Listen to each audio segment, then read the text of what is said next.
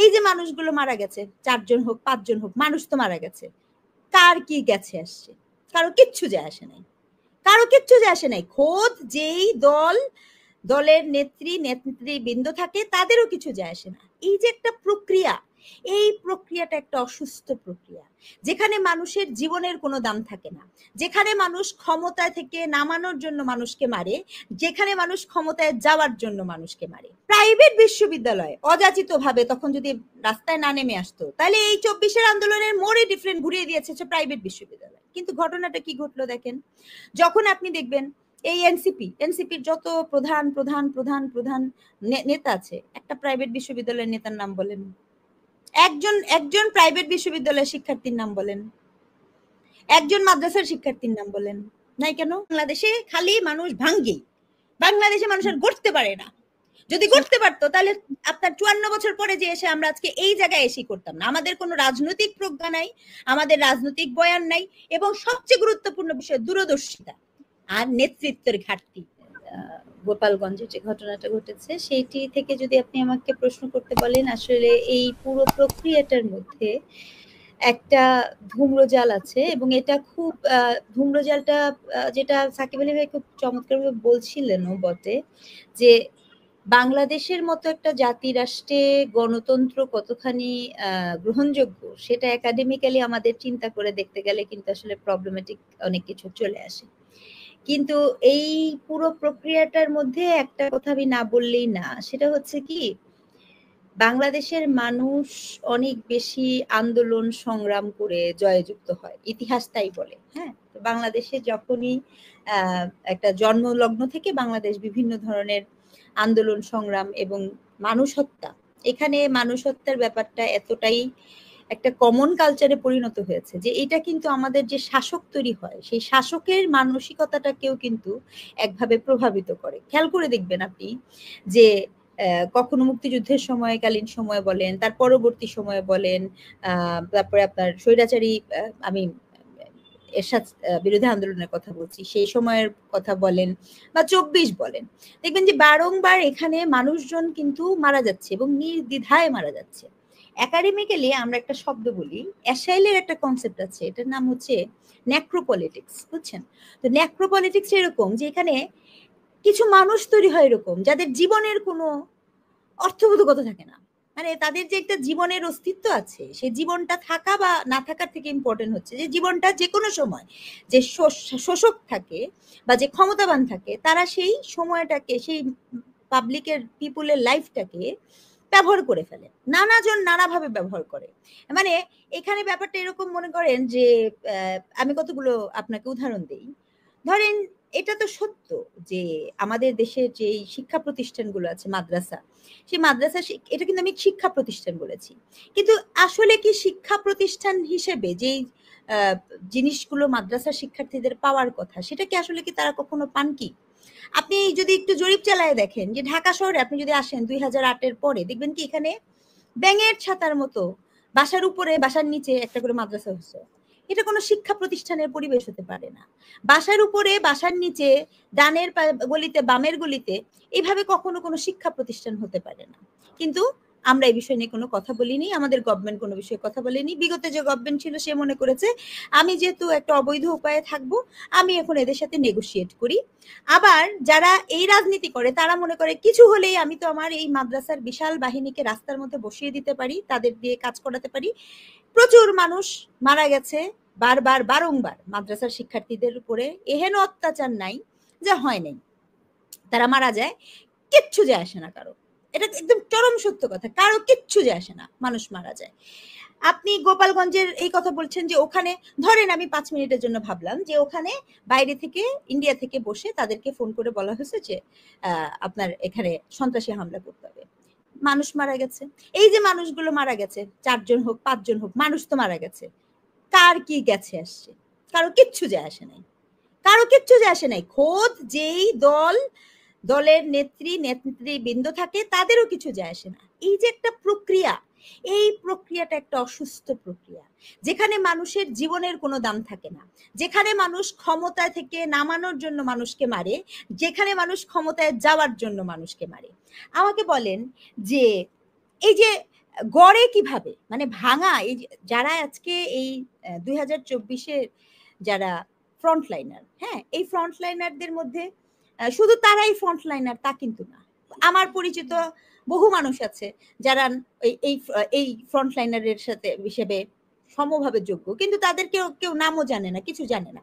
আজকে 18 তারিখে 2024 সালের প্রত্যেকটা পাবলিক বিশ্ববিদ্যালয় নিয়ন্ত্রণে নিয়ে নেওয়া হয়েছে। প্রত্যেকটা পাবলিক বিশ্ববিদ্যালয়ের আপনার হলগুলাকে বন্ধ করে দেওয়া হয়েছে। আমি নিজে একটি পাবলিক বিশ্ববিদ্যালয়ের শিক্ষক, আমি তো জানি। তখন প্রাইভেট বিশ্ববিদ্যালয় অযাচিত ভাবে তখন যদি রাস্তায় না নেমে আসতো তাহলে এই 24-এর আন্দোলনের মোড়ে ডিফারেন্ট ঘুরিয়ে দিয়েছে প্রাইভেট বিশ্ববিদ্যালয়। কিন্তু ঘটনাটা কি ঘটলো দেখেন, যখন আপনি দেখবেন এই এনসিপির যত প্রধান প্রধান প্রধান প্রধান নেতা আছে, একটা প্রাইভেট বিশ্ববিদ্যালয়ের নেতার নাম বলেন, একজন প্রাইভেট বিশ্ববিদ্যালয়ের শিক্ষার্থীর নাম বলেন, একজন মাদ্রাসার শিক্ষার্থীর নাম বলেন। নাই কেন? কেন নাই? কি জন্য নাই? আচ্ছা, তার মানে হচ্ছে আপনি কিন্তু সমানভাবে কোনো কিছু বন্টন করেন নাই। এই যে একটা কেন্দ্রীভূত ভাবে ভাবনা, এই ভাবনা কিন্তু আমাদের মধ্যে থাকে। এখন এর থেকেও দুঃখজনক আপনি কিছু বলতে চাচ্ছেন? আমি বলছি আবারও কোটা ওইখানে।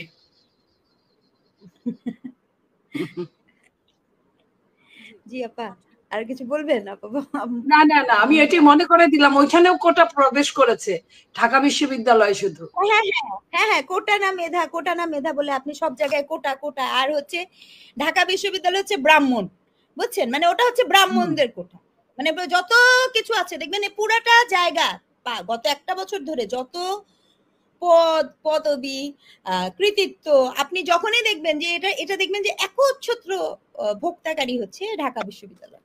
কিন্তু একটা অভ্যুত্থান কোনো বিশ্ববিদ্যালয়ের না, একটা অভ্যুত্থান কোনো রাজনৈতিক দলের না, একটা অভ্যুত্থান কোনো ব্যক্তিরও না। অভ্যুত্থান মানে কি?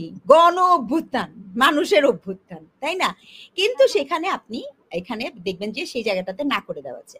গোপালগঞ্জে দেখেন, গোপালগঞ্জের আপনি যাবেন, গতকালকে কি ছিল? গতকালকে ছিল হচ্ছে আবু সাইদের মৃত্যুবার্ষিকী, দুদিন আগে যেদিন এই গোপালগঞ্জের ঘটনাটা ঘটে। হ্যাঁ, আবু সাইদের মৃত্যুবার্ষিকী, আবু সাইদের মাও বললো যে তার কোনো উপদেষ্টা কেউ তার সাথে যোগাযোগ করে নাই। আবু সাইদের মা কিন্তু এটা বলেছে। কিন্তু আপনি সেদিন আগে থেকে পূর্ব ঘোষিত এই হিসাবে আপনি গিয়েছেন কোথায়? গোপালগঞ্জে।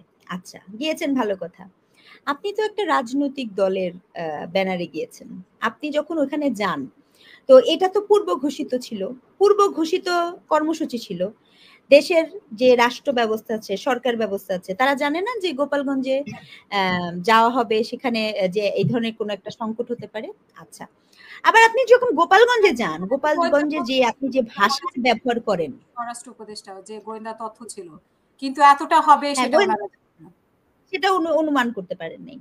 তাহলে তো বলবো যে মানে দূরদর্শিতার অভাব বলবো, নাকি আমরা একটা চান্স নেই সেই ধরনের কিছু বলবো, সেটা একটা বিষয়। হ্যাঁ, তো এখন আপনি ওখানে যে আবার যারা গেলেন, যারা নেতৃস্থানীয় যারা গেলেন, তাদের ভাষা আমি একটু মনে করিয়ে দিতে চাই, এখানে কিন্তু তারা আর শিক্ষার্থী না, তারা কিন্তু একটা রাজনৈতিক দলের প্রচারণা করতে গেছেন।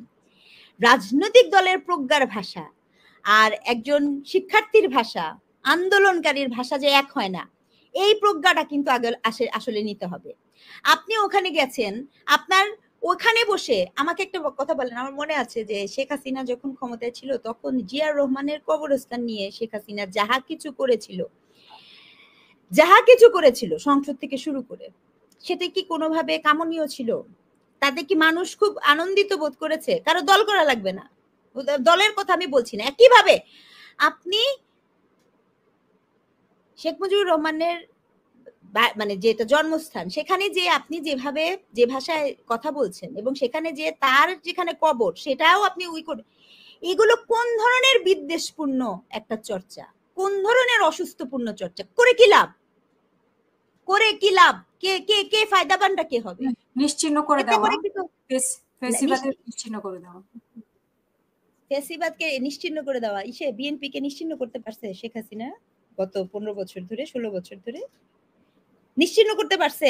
মানে আপনি কি মনে করেন যে মানুষের অস্তিত্ব, শোনেন, জায়গায় জায়গায় ছবি আর জায়গায় জায়গায় ভাস্কর্য যেমন সম্মান দেয় না, জোর করে সবকিছু ভেঙে কারো নামও মুছা যায় না। এই সিম্পল গ্রামার যদি আপনি না বুঝতে পারেন, আপনাকে রাজনৈতিক প্রজ্ঞা দিয়ে এটা বুঝতে হবে, আপনি মানুষের মন জয় করার মধ্যে দিয়ে বুঝতে হবে। ওই যে মানুষগুলো মারা গেল, কেন আজকে সেনাবাহিনী ওখানে যাওয়ার পরে সেনাবাহিনীর বিষের ভিতরে আশ্রয় করতে হলো, এতে কি ভালো হলো? এতে কি ব্যাপারটা কি ভালো হলো? এতে কি ওই রাজনৈতিক দলের যে নেতৃবৃন্দ ছিল তাদের ইমেজটার কোনো ভালো হয়েছে? ভালো হয় না এই গল্পটা। এই যে একটা দূরদর্শিতা, কোনো কিছু ভেঙে ফেলা একটা যেমন স্কিল, তার থেকে হাজারটা কঠিন স্কিল হচ্ছে কোনো কিছু তৈরি করা। বাংলাদেশের সংকট হচ্ছে, বাংলাদেশে খালি মানুষ ভাঙ্গেই, বাংলাদেশে মানুষ আর গড়তে পারে না। যদি করতে পারতো তাহলে আপনার 54 বছর পরে যে এসে আমরা আজকে এই জায়গায় এসে করতাম না। আমাদের কোনো রাজনৈতিক প্রজ্ঞা নাই, আমাদের রাজনৈতিক বয়ান নাই, এবং সবচেয়ে গুরুত্বপূর্ণ বিষয় দূরদর্শিতা আর নেতৃত্বের ঘাটতি একদম ভয়ঙ্কর জায়গায় এসে আমাদেরকে আজকে এখানে দাঁড় করিয়েছে।